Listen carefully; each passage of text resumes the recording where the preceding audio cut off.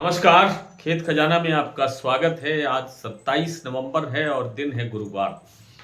सरसों बाजार में वैसे तो कोई बड़ा परिवर्तन नहीं है, लेकिन आज दैनिक आवक में थोड़ी सी गिरावट हुई है। और विस्तार से बात करें उससे पहले आपसे वही विनम्र निवेदन, यदि आप इस चैनल पर पहली बार हैं तो इसे सब्सक्राइब कर लीजिए। सब्सक्राइब करने के साथ साथ बेल आइकन को जरूर प्रेस कीजिए ताकि वीडियो अपलोड होते ही सबसे पहले आप तक पहुंचे। आप इसे लाइक और शेयर कर रहे हैं, इसके लिए आपका बहुत बहुत आभार। जैसा मैंने पिछले 2-3 दिन से आपसे निवेदन में कर ही रहा हूं कि सरसों में अब स्टेबिलिटी बनी हुई है, स्थिरता का माहौल है। बिल्कुल बाजार एक एक ही जगह पे ठहरे हुए हैं, टिके हुए हैं। बाजार बढ़ नहीं रहा है और न ही बाजार घट रहा है, क्योंकि सरसों तेल में डिमांड नहीं है। और सरसों तेल की डिमांड जब तक नहीं होगी, ये आप सब जानते हैं कि सरसों की डिमांड नहीं होगी और सरसों में तेजी की संभावना नहीं बनेगी। पहली बात तो ये कर लेते हैं कि आज के जो जो मोटे मोटे जो भाव हैं, जैसे भरतपुर मंडी का भाव है, वो आज खुला है 6,885 रुपए, कल था 6,875 रुपए। तो 10 रुपए का आप इसको प्लस भी कह सकते हैं और इसको स्टेबल भी कह सकते हैं। चरखी दादरी, दिल्ली, जयपुर, अलवर, खैरथल, इन सभी मंडियों के अंदर कोई चेंज नहीं है, 1 रुपए का भी चेंज नहीं है।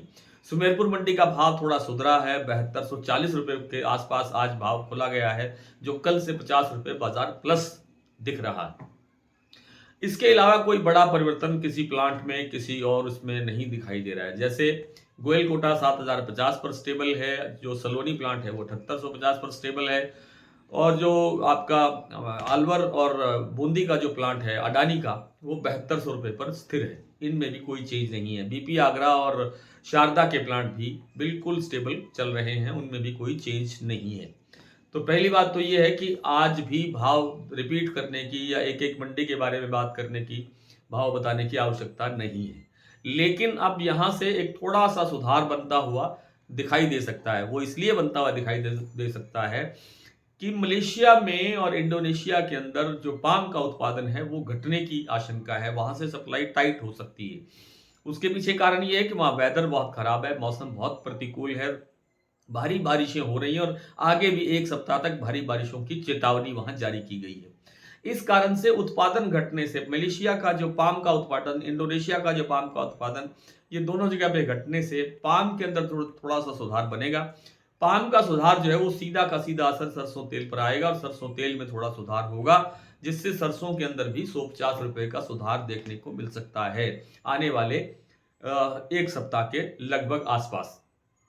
तो और इसमें कोई बड़ी आज खबर नहीं है। बड़ी जो सारी सबसे बड़ी जो महत्वपूर्ण बात थी वो मैंने आपको बताई दी।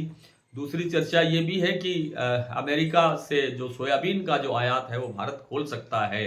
इस तरह की चर्चाएं हैं, ये कंफर्म नहीं है, अभी अभी पक्की खबर नहीं है।